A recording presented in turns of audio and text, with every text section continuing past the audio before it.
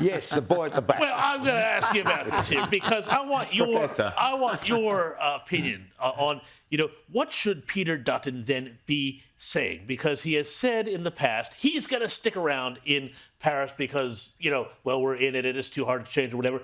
Yet, what I'm really interested in, I don't know geology, but I do know something about economics and business. BP has said we are retreating from net zero. Macquarie Bank and all of these banks around the world are all saying we are pulling back from net zero. We are going to invest in fossil projects again because that's where the money is. And if we don't have energy, we're not going to have economies. Why do you think the coalition seems to be trying to garner votes in these sort of inner city seats where they still care about Paris when it's out in the regions that people are saying, no, we've got to get out of this because it is destroying our communities, it's destroying our economy, it's destroying our future? Well, Rita touched on it in her editorial. The Parliamentary Liberal Party has wets. They're in the Senate and they're in the lower house. And it's very hard for the leader sometimes to lead on matters of principle, which are going to be for the benefit of the country, when you've got wets who are in the wrong party. Mr Dutton should lead. He should say, as a matter of principle, we want people to have cheap electricity in this country. We don't want these jaw-dropping electricity bills that people are getting because of renewables. We want to have energy supporting industry and creating jobs, and he has to lead. And if he doesn't want to lead, he can then say, well, we have the biggest economy in the world that's dropping net zero. We have growing economies like China and India that are not having net zero. China's building coal-fired power stations like they're going out of fashion. We need to rebuild coal-fired power stations. We need to have nuclear. We need to have a huge amount of baseload power with peak load coming from gas and from hydro. Now, we once had that system. Electricity was cheap. It isn't. And we're all paying, and some people are paying with their jobs. Some farmers are now losing their productive capability because they're getting these massive new power lines put over their properties to bring renewable energy from somewhere out in the donga into the cities, and they can't operate equipment underneath those power lines. So they've lost acreage and they've lost areas which produce food. This is an absolute travesty. A lot of the votes are in the areas around the edge of cities and in semi-rural areas. Mr Dutton should think callously and think, I want to chase the traditional Labor vote, and these people are being destroyed by Labor policies. Why should we have the Libs as a Labor light, which currently they are? Well, we've seen that. We've seen that political realignment in the US. We've seen it in the UK. We've seen it in Australia. The Liberal Party seems to be the last bunch of people to know that there has been a switch. Those inner city affluent areas are going left, and the working middle class are increasingly going right. What about the argument they may put forward? Well, we don't need to leave Paris. We can still have these net zero targets because we'll get there via nuclear. What's your response to that? Well, that argument is invalid because nuclear is going to take a long time. The second thing is you can leave Paris very, very easily. It's no difficulty at all. And the third thing is we have to think of the punter. And the punter gets an absolute shock when they look at their electricity bill. The quicker you can bring that down, the better. The more coal we can put into the system, the better. We have coal-fired power stations. They are discriminated against because they're black, and we shouldn't have that sort of discrimination, as we're told. And so we are actually destroying systems which can provide us with cheap 24/7 power and making it very expensive. It can be done. Oh, a boy at the back, the cheeky one. Sir, we saw Albo being heckled by about windmills. Now, Donald Trump has said, that's it, no more windmills. They kill whales, they're inefficient. If you believe in the carbon nonsense, they create as much as they supposedly save. Albo is being heckled. You're right that Labor is so vulnerable because there's so many traditional Labor blue-collar supporters who don't buy this stuff. So, again, why is it that windmills, for example, and Bowen's entire kind of solar panels, explain why this can never work?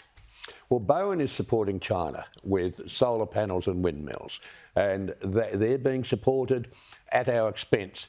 It won't work because the sun doesn't shine all the time. That's pretty obvious, that we have wind droughts, so we can't provide electricity 24/7. The second thing is that the actual grunt that you get from wind and solar is not that you get from coal and nuclear and gas. So if you want power for an industrial economy, sea breezes and sunbeams don't do it. They don't have enough energy. Now, Mr. Bowen is a very interesting character because he's the best thing the Liberals have got, and he should stay there following this ridiculous ideology with people in marginal seats looking at their electricity bill saying, I'm going to vote on my electricity bill. And that can be capitalised on by the opposition. And Well, it's a vote winner. And on that electricity, on that, that grunt you talk about the electricity, it seems to me also just bizarre that at the same time they're doing all of this net zero stuff, which is going to reduce our electricity ability to produce power. They're forcing us all, or trying to force people into EVs, many of which, again, come from China. And I was just reading earlier, there's a whole new range of Chinese EVs that are come flooding the market here because of the way they wrote the laws so that you couldn't have hybrids get the tax benefit, but only the EVs. This seems like we are trying to make everything more electric while we're making our electricity less reliable. It seems suicidal to me. Well, I did notice outside the studio your black two-door V8 Mustang. Yes. So obviously you I'm have a devotee of these. You have an combustion interest. engine, yes. EVs are really not for a country like Australia, unless you do a couple of kilometres in the city, and that's it. So EVs are very expensive. They depreciate very quickly. We don't have a reliable power supply for them. If you dent underneath them, you basically have to throw the whole vehicle out. If you dent your Mustang, well, it'll probably fall apart, but they're just not economical. And most countries are trying to avoid having EVs, yet we're bringing in legislation to make it more expensive to have an internal combustion engine. And all the car yet they are companies more moving efficient. away from it now. And they're saying, cheaper. well, we're gonna, yeah. Rita. Oh dear, well, you mentioned the $275 gift that we never got, the reduction in our energy bills. Never mind that, my bills, and I would imagine the bills of many of the people watching, have shot up by, well, in my case, well over $1,000. So forget about the 275. When are we going to have a reckoning about the actual increases we've seen, and what sort of an opportunity does that present for the coalition in a cost of living election that they keep telling us this is all about cost of living? Well, it's a wonderful argument they can use. Where's my $275? You were promised this $275. What has happened? Your electricity bill's gone up. These people are destroying your jobs, they're destroying your income, they're destroying your family, they're destroying this country. They should be taking the line of attacking very savagely that renewables don't work. Every time we put in more renewables, the cost of electricity goes up. It doesn't become more reliable because if you have no sun, doesn't matter how much you've got there, you're not going to get more power. If you've got no wind, doesn't matter how much you've got there, you won't get more power. We should stop calling it renewable and start calling it intermittent power. Well, it is renewable. It is renewable because the great thing about renewables is that the subsidies just keep coming, so Yes, they are renewable. But okay, tell us about investment, because you worked for many years in the mining industry around the world. You know how mining investments and big business manufacturing investment, what they're looking for. Can you please explain the absolute carnage that net zero is doing to international investors? Now they can look at Trump, they can go to America, they can go to China, India, all around the world without being burdened by these prices. Well, investment is very fickle. It moves very quickly. We had a couple of years ago, the Japanese ambassador commented that this is becoming a very expensive country, an uncertain country to invest in. And the Japanese have been very big investors in this country, and he was right. Japanese money has gone elsewhere. We do not invest in our own country, despite the fact we've got trillions in super. We do not invest give it to the Labour parties who run their super funds. Why wouldn't you? We have major projects that need money, that create jobs, create taxation.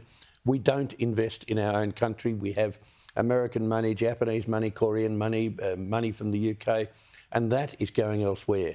And in my field, if I have a geological idea and then do all the drilling and put everything into practice and go through all the economic evaluations, from that idea until we start to earn money, it's 25 years.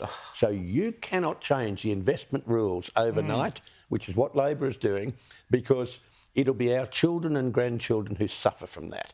And they don't care. They're only interested in the 3-year term. And this is why you cannot vote for someone that is not a leader and doesn't have vision. And this is where our Liberal Party really have to lead and have a vision for the nation, not for getting re-elected.